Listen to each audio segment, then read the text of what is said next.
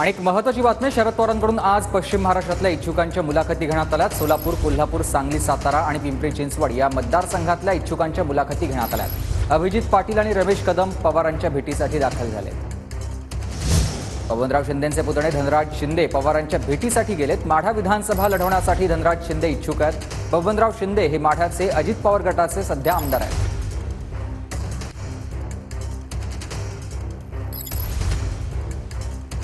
केला जाऊ शकतो शरद पवारांकडून सुद्धा। नाही, माझ्यावर जे आरोप झाले ते फक्त आरोप आहेत। आजही देशामध्ये, राज्यामध्ये अनेक मोठे मोठे नेते आहेत ज्यांच्यावर आरोप झालेले आहेत। माझ्यावर भ्रष्टाचाराच्या आरोपामध्ये कुठल्याही माननीय न्यायालयाकडून मला कोणत्याही पद्धतीचं कन्व्हिक्शन झालेलं नाही, कोणत्याही पद्धतीची शिक्षा सुनावली गेली नाही।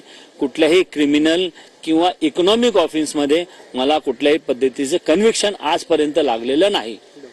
त्यामुळे तुम्हाला उमेदवारी मिळेल हा विश्वास आहे? नाही, निश्चितपणाने जसं इतरांना त्यांच्यावर दोषारोप असताना किंवा चार्जेस असताना करप्शनचे उमेदवारी अर्ज मिळाली, ते आमदार झाले, मंत्री झाले, तशा पद्धतीने मला देखील नैसर्गिक न्यायाच्या माध्यमातून उमेदवारी मिळेल आणि त्या ठिकाणाहून पुन्हा आमदारकी उमेदवारी नाही मिळाली